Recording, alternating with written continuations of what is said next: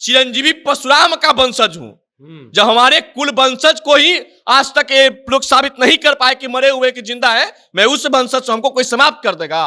हाथ में खनकता उसको तलवार कहते हैं, पूरे बिहार में राजनीतिक वर्चस्व जमा ले उसको फॉरवर्ड समाज कहते हैं। इनको क्या औकात है?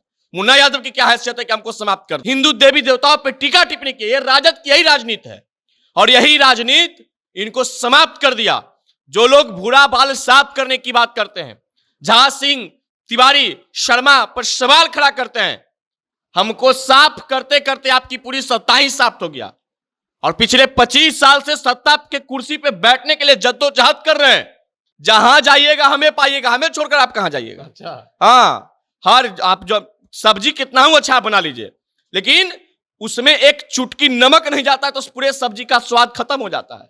तो हम राजनीति के नमक हैं, जिसको अगर राजनीति का स्वाद लेना होगा तो उनको तो हमसे हाथ मिलाना ही पड़ेगा।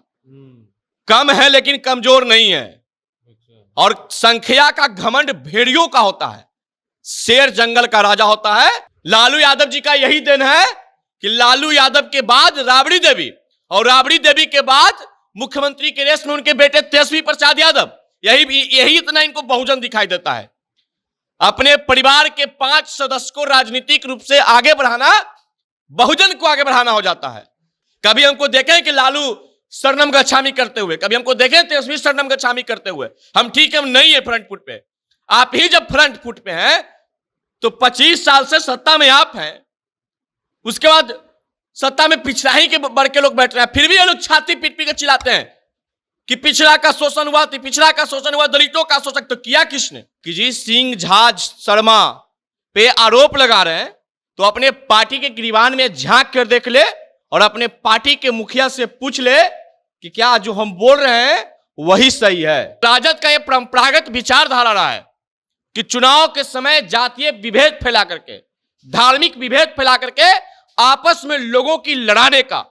इन्होंने कभी रोजगार पे, शिक्षा पे, गिरते हुए स्वास्थ्य व्यवस्था पे सवाल नहीं खड़ा कर सकते हैं। हमको जब जब सत्ता मिला है हमने सबके लिए काम किया है।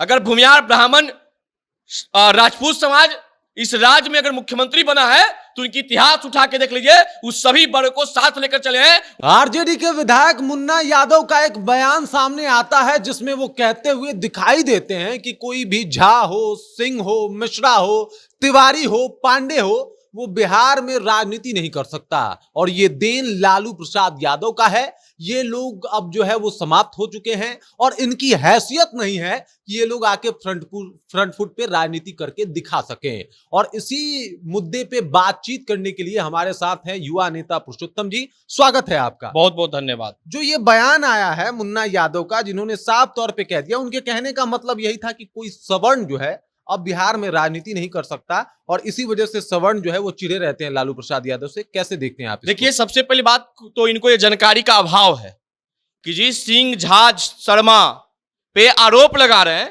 तो अपने पार्टी के गिरबान में झांक कर देख ले और अपने पार्टी के मुखिया से पूछ ले कि क्या जो हम बोल रहे हैं वही सही है।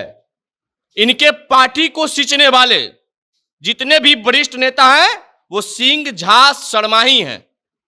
इनको पता नहीं है शिवानंद तिवारी जी, रघुवंश प्रसाद सिंह जी, मनोज झा जी, ये कौन है? कार्तिकेय मास्टर, या तमाम प्रकार के नेता वहां पहुंचे हुए हैं और मुन्ना यादव एक बात को उन्होंने कहा कि आप बैक फुट पे राज कर सकते हैं। तो एक चीज तो आप मान लीजिए कि बैक फुट पे राज कौन करता है? जो बुद्धिजीवी होता है, जिसके पास ज्ञान होता है, जिसके पास कलम की ताकत होती है, जिसके पास शास्त्र का ज्ञान होता है, वही बैकफुट पर शासन चलाता है। और राष्ट्रीय जनता दल हो या बिहार की कोई भी राजनीतिक पार्टी हो, लेकिन राजद का यह परंपरागत विचारधारा रहा है कि चुनाव के समय जातीय विभेद फैला करके, धार्मिक विभेद फैला करके आपस में लोगों की लड़ाने का। इन्होंने कभी रोजगार पे, शिक्षा पे, गिरते हुए स्वास्थ्य व्यवस्था पे सवाल नहीं खड़ा कर सकते हैं। भले ये लोग विधायक हैं लेकिन लोग इतनी ज्ञान नहीं है कि हमको क्या चीज के बारे में बोलना चाहिए।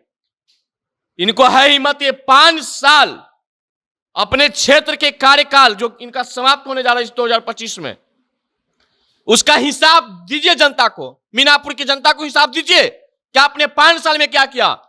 इनके पास कोई हिसाब नहीं है। इन लोगों ने क्या किया? जात के नाम पे विरोध किए। इन लोग क्या किए? हिंदू देवी देवताओं पे टीका टिप्पणी की। ये राजद की यही राजनीति है और यही राजनीति इनको समाप्त कर दिया। जो लोग भूरा बाल साफ करने की बात करते हैं, झा सिंह, तिवारी, शर्मा पर सवाल खड़ा करते हैं, हमको साफ करते करते आपकी पूरी सत्ता ही साफ हो गया और पिछले 25 साल से सत्ता के कुर्सी पे बैठने के लिए जद्दोजहद कर रहे हैं। और ऐसे ऐसे विधायक को अगर आप अपने पार्टी के अंदर पाल के रखेंगे, प्रवक्ता को पाल के रखेंगे, तो मैं डंके के चोट पे कह सकते हैं कि अगले 50 साल तक आपको सत्ता नसीब नहीं होगा। तो उनका कहना है कि भाई साहब ये सब कुछ देन लालू यादव का है। लालू यादव ने ही मतलब जो आगरा की राजनीति ये बोलते हैं कि बहुजन की बात, हाँ, बहुजन ही राज करेगा, लालू यादव का देन है। लालू यादव जी का यही देन है कि लालू यादव के बाद राबड़ी देवी और राबड़ी देवी के बाद मुख्यमंत्री के रेस में उनके बेटे तेजस्वी प्रसाद यादव, यही इतना इनको बहुजन दिखाई देता है। अपने परिवार के 5 सदस्य को राजनीतिक रूप से आगे बढ़ाना बहुजन को आगे बढ़ाना हो जाता है। तो ऐसे ऐसे ज्ञानी पे हमको हंसी आता है कि 5 परिवार को ही बहुजन समझते हैं। किसी गरीब यादव को, किसी गरीब दलित को, किसी गरीब अति पिछड़ा को इन्होंने कभी आगे बढ़ाया? कभी सत्ता के शीर्ष से कुर्सी पर ले जाके बैठाए? नहीं। तो इनको बहुजन, खाली बहुजन चुनाव आएगा तो अगड़ा, पिछड़ा, अति पिछड़ा, दलित, महादलित की ये लोग बात करेंगे। अभी औरंगाबाद की एक घटना है, मोहम्मदपुर का क्षेत्र औरंगाबाद लोकसभा क्षेत्र के अंतर्गत आता है।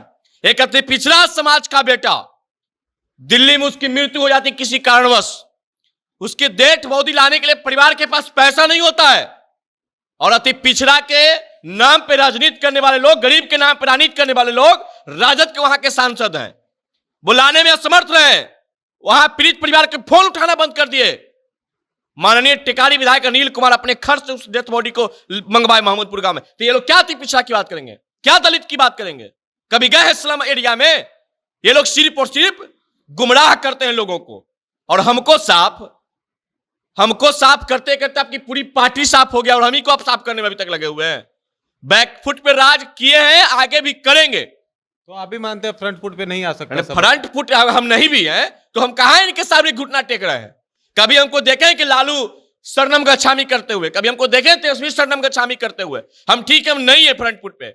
आप ही जब फ्रंट फुट पे हैं तो 25 साल से सत्ता में आप हैं, उसके बाद सत्ता में पिछड़ा ही के बढ़ के लोग बैठ रहे हैं, फिर भी ये लोग छाती पीट पीट के चिल्लाते हैं कि पिछड़ा का शोषण हुआ, पिछड़ा का शोषण हुआ, दलितों का शोषण। तो किया किसने? स्वीकारिए। हर जगह क्रेडिट मत लीजिए खाली कि हम ही किए।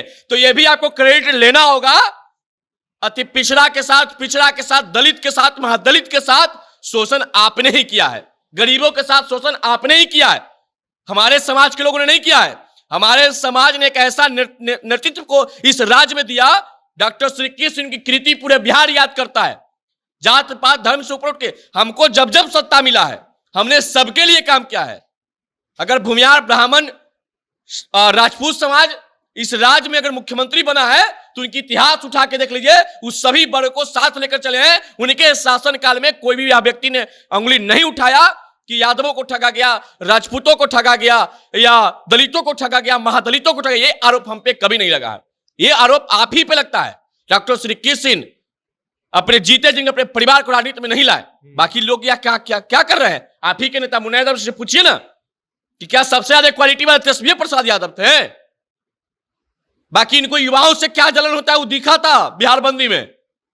युवा नेता से जो संघर्ष करके इस बिहार में आगे बढ़ रहा है, उससे इनकी किस प्रकार की दिक्कत है, किस प्रकार का छुआछूत है, वो पूरा बिहार जग जाहिर है। मैं चिरंजीवी परशुराम का वंशज हूं। जब हमारे कुल वंशज को ही आज तक ये लोग साबित नहीं कर पाए कि मरे हुए कि जिंदा है, मैं उस वंशज से हमको कोई समाप्त कर देगा? हाथ में खनकता उसको तलवार कहता है। पूरे बिहार में राजनीतिक वर्चस्व जमा ले उसको फॉरवर्ड समाज कहते हैं। इनको क्या औकात है? मुन्ना यादव की क्या हैसियत है कि हमको समाप्त कर देंगे? मुन्ना यादव कह रहे हैं कि आप लोग जलते हैं उनसे, इसी वजह से लालू प्रसाद यादव से गजब बात है भाई, गजब बात है। समाप्त हो गई हमारी राजनीतिक समाप्त हो गई। कह तो रहे तो आप ही दोनों बात बोल रहे हैं कि बैक फुट पे आप ही राज चलाते हैं। तो इतना मान लिए ना, गाड़ी का कीमत भले करोड़ों रुपया हो जाए, लेकिन 5 लाख के चाबी बिना गाड़ी नहीं चलती है। इंजन। अगर हमको पास चाबी लगे तो गाड़ी चला लेंगे कोई? टीवी का कीमत 50,000 होता है, लेकिन रिमोट का कीमत 200 होता है, लेकिन अहमियत रिमोटे रखता है। तो राजनीति में आप चाहे कितना हो ताकतवर हैं, हम राजनीति का रिमोट है, हम राजनीति का चाबी है। सत्ता हम ही चलाएंगे और सत्ता हम आगे भी चलाएंगे। बुद्धि विवेक कहां से ले आइएगा? और हमको साजिश करता था आप सीट कम दीजिएगा, मुख्यमंत्री नहीं बनेंगे, उप मुख्यमंत्री तो बने हुए हैं।